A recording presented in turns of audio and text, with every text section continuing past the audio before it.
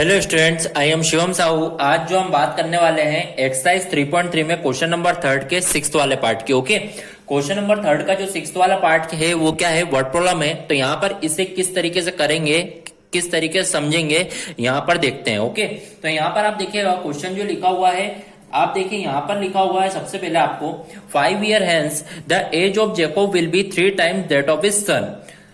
5 year ago Jacob age was 7 times that of his son. Find what are their present age. Okay, अब देखिए आपने देखा यहाँ पर ये वर्ड प्रॉब्लम है। वर्ड प्रॉब्लम का सबसे पहले मेन कंसेप्ट क्या होता है, यहाँ पर किन दो चीजों की बात हो रही है। तो यहाँ पर आपने देखा the age of Jacob was 3 times of his son, मतलब यहाँ पे जेकोब और उसके सन की बात हो रही है और आपको बोला गया what are their present age. तो यहाँ पर आपको क्या करना होगा, जो भी आपको बोला गया होता है, जिन भी दो चीजों की बात होती है उन्हें आपको क्या करना पड़ता है, लेट सपोज करना होता है। तो मान लीजिए let the present age of Jacob, let the present age of Jacob अपन यहां पर बोल देते हैं एक्स मान लेते हैं। Okay, x years. ओके, फिर यहां पर उसके बाद में let the present age of उसकी जो सन है उसकी जो एज मान लेते हैं, क्या मान लेते हैं, वाई मान लेते हैं। ओके, तो इस तरीके से आपने जेकोब की एज को एक्स मान लिया है और सन की एज को वाई मान लिया। अब यहां पर वर्ड प्रॉब्लम का मेन कंसेप्ट क्या होता है, फर्स्ट सेंटेंस पढ़ के आपको फर्स्ट इक्वेशन बनानी होती है, सेकंड सेंटेंस पढ़ के सेकंड इक्वेशन बनानी होती है। तो यहाँ पर आप देखोगे यहाँ लिखा हुआ है 5 year hence। अब यहाँ पर एज वाली वर्ड प्रॉब्लम है, तो यहाँ पर सबसे पहले इस वर्ड का मीनिंग समझना होगा। 5 year hence, तो यहाँ पर ध्यान दीजिएगा, यहाँ पर लिखा हुआ है 5 year hence। अब यहाँ पर इस हैंस का मतलब क्या होता है वो अपन यहाँ पर समझते हैं। हैंस मतलब क्या होता है, ज्यादा। तो 5 year हैंस की बात हुई है तो इसका मतलब जेकोब की एज एक्स है और सन की एज वाई है। तो इसका मतलब 5 year हैंस की बात हुई है तो यहाँ पर जो जेकोब रहेगा वो क्या हो जाएगा, एक्स प्लस 5, और जो सन जो रहेगा वो क्या हो जाएगा, वाई प्लस 5, क्योंकि बोला क्या गया है 5 year hence। 5 year hence the age of Jacob. अब यहाँ पर 5 year hence दोनों में कर दिया। अब यहाँ पर लिखा है 5 year hence age of Jacob will be 3 times that of his son. Age of Jacob क्या है, x plus 5, age of Jacob, और फिर लिखा हुआ है विल बी का मतलब क्या होता है, equal to, will be 3 times का मतलब multiply that of his son, और यहाँ पे जो सन की एज है वो क्या है, वाई प्लस 5। इस तरीके से आपने फर्स्ट सेंटेंस पढ़ा और फर्स्ट इक्वेशन में जो भी आपको बोला गया था उस तरीके से आपने वैल्यू को क्या कर दिया है, पुटअप कर दिया है। अब इसे अपन सॉल्व करेंगे तो x plus 5 is equal to 3 into y 3y, 3 5 जा 15। तो यहाँ पर इस इक्वेशन को सिस्टमेटिक यहाँ पर बनाएंगे, x 3y इधर आया तो minus 3y, than equal to 15, 5 उधर गया तो माइनस 5। तो आप देखेंगे x minus 3y is equal to 10। तो यहाँ पर ये जो इक्वेशन बनेगी वो इक्वेशन क्या बनेगी, this is our equation number first. Okay, तो यहाँ पर फर्स्ट सेंटेंस को पढ़ के फर्स्ट इक्वेशन बना ली है। अब बढ़ते हैं अपने नेक्स्ट सेंटेंस की ओर। नेक्स्ट सेंटेंस में लिखा हुआ है 5 year ago। अभी 5 year hence की बात हुई थी, hence मतलब प्लस। अब यहाँ पे 5 year ago, तो यहाँ पर ध्यान समझिएगा 5 year एगो। अब 5 year एगो का मतलब, एगो मतलब क्या होता है, माइनस करना। ओके, पीछे। तो यहाँ पर अपन देखेंगे जो जेकोब की एज होगी वो हो जाएगी यहाँ पर x माइनस 5, और जो सन की जो एज होगी वो क्या हो जाएगी, y माइनस 5, क्योंकि आपको बोला गया 5 year एगो। तो एगो मतलब दोनों में क्या क्या करना, माइनस करना पड़ेगा, 5 तो माइनस कर दिया है। अब यहाँ पर बोला है 5 year एगो जेकोब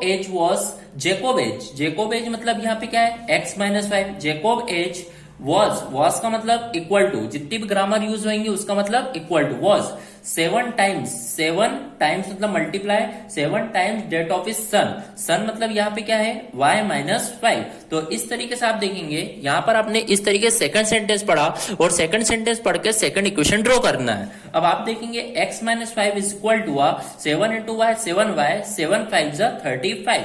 तो यहाँ पर आप देखिए x 7y इधर आया तो minus 7y, is equal to -35, -5 उधर गया तो +5। तो यहाँ पर आप देखिए x minus 7y is equal to -30। तो यहाँ पर ये जो बनेगी this is our equation number second. Okay, तो इस तरीके से आप देखेंगे तो आपकी इक्वेशन नंबर ये क्या होगी, सेकंड होगी। अब आपको इन दोनों इक्वेशन को सॉल्व करके x और y की वैल्यू फाइंड आउट करना हैगी। ओके, तो यहाँ पर अपन इन दोनों इक्वेशन को सब्स्टिट्यूशन मेथड से सॉल्व करेंगे। तो यहाँ पर आप ध्यान समझिएगा, सब्स्टिट्यूशन मेथड आप देखिए, आपको फर्स्ट इक्वेशन आपकी है x minus 3y is equal to 10, x minus 3y equal to 10 and second equation है x minus 7y is equal to -30। तो यहाँ पर लिखता हूँ x minus 7y is equal to -30। तो इस तरीके से आप लोगों ने दोनों इक्वेशन यहाँ पर लिख दी है।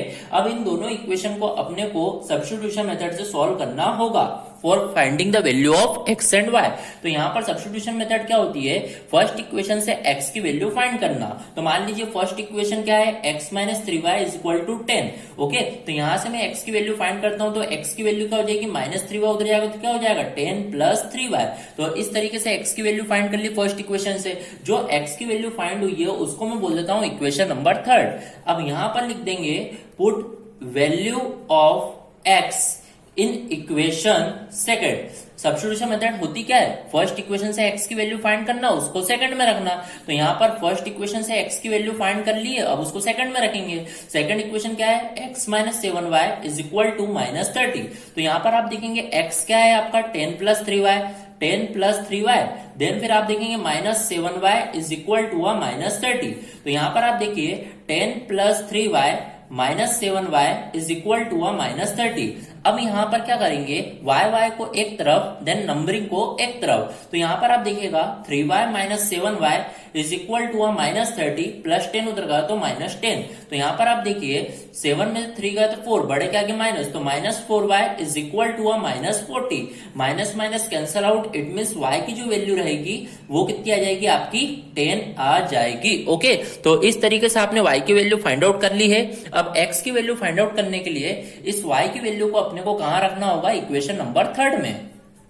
तो यहां पर put y value in equation number third. तो इक्वेशन नंबर थर्ड जो है x equal to 10 plus 3y। तो यहां पर x equal to 10 plus 3y। तो x is equal to 10 plus 3 into y जो है वो 10 है। तो इसका मतलब x इक्वल टू 10 प्लस 30। तो इसका मतलब x की जो वैल्यू आएगी वो कितनी आएगी आपकी 40 आएगी। ओके, तो इस तरीके से आपने x और y की वैल्यू क्या कर ली है, फाइंड आउट कर ली है। ओके, और आपको बोला गया था यहाँ पर व्हाट आर देयर प्रेजेंटेज। तो प्रेजेंटेज जेकॉब की x मानी थी, तो x कितनी है 40।